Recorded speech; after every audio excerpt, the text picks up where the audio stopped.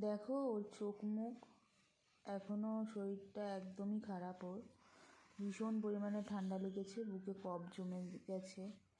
তো তাই কয়েকদিন ধরে তোমাদের কাছে কোনো ভিডিও আপডেট দিতে পারি না, কারণ ওর শরীরটা ভালো নেই। আমি ওকে নিয়ে ভীষণ ব্যস্ত, আর এমনিতেও মন মেজাজ খুবই খারাপ।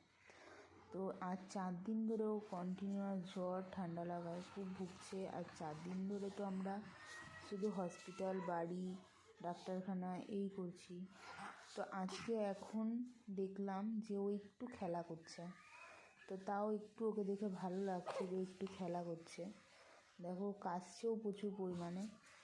তো তাই জন্য তোমাদের সাথে একটু ভিডিও শেয়ার করলাম যে ও একটু খেলা করছে, কিন্তু শরীরটা এখনও ভালো নেই, ঠান্ডা লাগা আছেই। বাবান সোনা অনেক দিন পর মানে ও হাসতেই ভুলে গেছে, হাসছেই না, এমনি ঘন ঘন হ্যাঁচি দিচ্ছে, কাশছে। এই সিজন চেঞ্জ, ওয়েদার চেঞ্জের জন্য প্রতিটা বাচ্চারই এরকম হচ্ছে। তোমরা সবাই খুব সাবধানে থাকবে, আর নিজেদের বাচ্চাদেরও খুব সাবধানে রাখবে। বাবান টুকি, টুকি বাবান টুকি। তো চলো একটু খেলুক।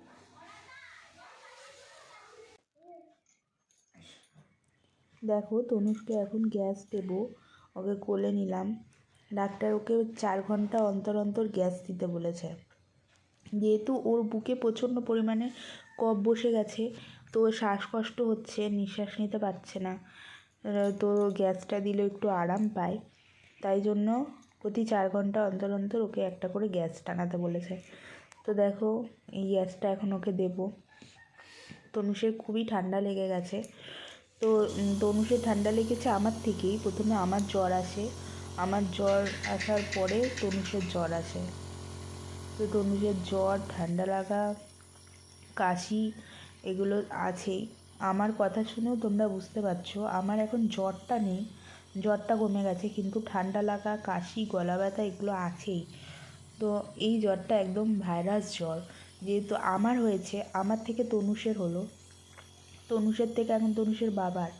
তো বাড়ির সবাই প্রায় অসুস্থ, কিন্তু আজ 4 দিন ধরে কন্টিনিউয়াস তনুষকে নিয়ে হসপিটাল, বাড়ি এই করছি। কালকে যেমন রাত 12:30টায় হসপিটাল থেকে বাড়ি এসেছি ওকে নিয়ে। হঠাৎ করে সন্ধ্যাবেলা থেকে প্রচণ্ড পরিমাণে কান্নাকাটি শুরু করে, থাকতে চাইছিল না। তো আমরা প্রথমে ভাবছিলাম ওর পেটে ব্যথা হচ্ছে, তো তাও পেটে ব্যথার ওষুধ খাওয়ানোর পরেও কাজ ছিল, তাই ওকে হসপিটালে নিয়ে যাই। তো হসপিটালে ওকে 4টে গ্যাস দেয়, বলে বুকে খুব কফ বসেছে, তো বাড়ি গিয়ে গ্যাস দেবেন। তাই বলে কিছুক্ষণ রেখে ডাক্তার ছেড়ে দেয়। তো ওকে 12:30টায় বাড়ি নিয়ে এসেছি। দেখো তনুষকে আমি একবারে গ্যাস টানাই না, ওকে আমি একটু গ্যাস টানাই, আবার একটু বন্ধ করে রাখি, তারপরে আবার কিছুক্ষণ পরে গ্যাস টানাই। কারণ ও অনেকটাই ছোট এখন, এই 6 মাসের একটা বাচ্চা, এটুকু একটা বাচ্চার গ্যাস টানতে তো কষ্টও হয়। তাই আমি ওকে গ্যাসটা নিয়ে একটু খেলাই, ওর সাথে একটু গল্প করি, তারপরে আবার কিছুক্ষণ পরে আবার ওকে গ্যাস টানাই। তো তোমরা সবাই আমাকে অনেকেই পার্সোনাল মেসেজ করেছো যে দিদি কেন তনুষের কোনো ভিডিও আসছে না। তো এই জন্যই তনুষের কোনো ভিডিও আসছে না যে তনুষ অসুস্থ, আর আমারও মন মানসিকতা একটুও ভালো নেই যে তনুষের কোনো ভিডিও করে তোমাদেরকে দেব, আর আমার আপডেট দেওয়াও হয়নি।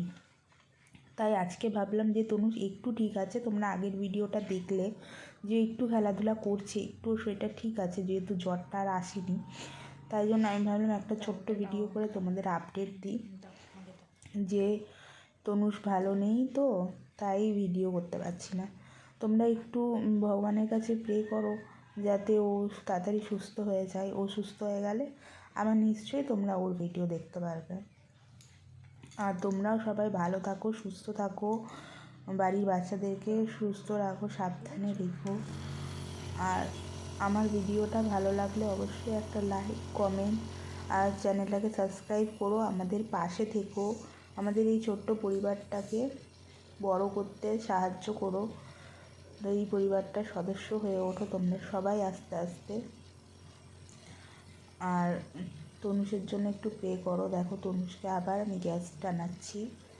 তোমাদের বাড়ির বাচ্চারা থাকলে তাদের ঠান্ডা লাগিও না, তোমরাও খুব সাবধানে থেকো আর বাচ্চাদেরকেও সাবধানে রেখো। আজকের ভিডিওটা এইটুকুই। ভালো লাগলে অবশ্যই like, comment, share and subscribe করো। এইভাবেই পাশে থেকো আর তোমরা সবাই ভালো থাকো। Good night.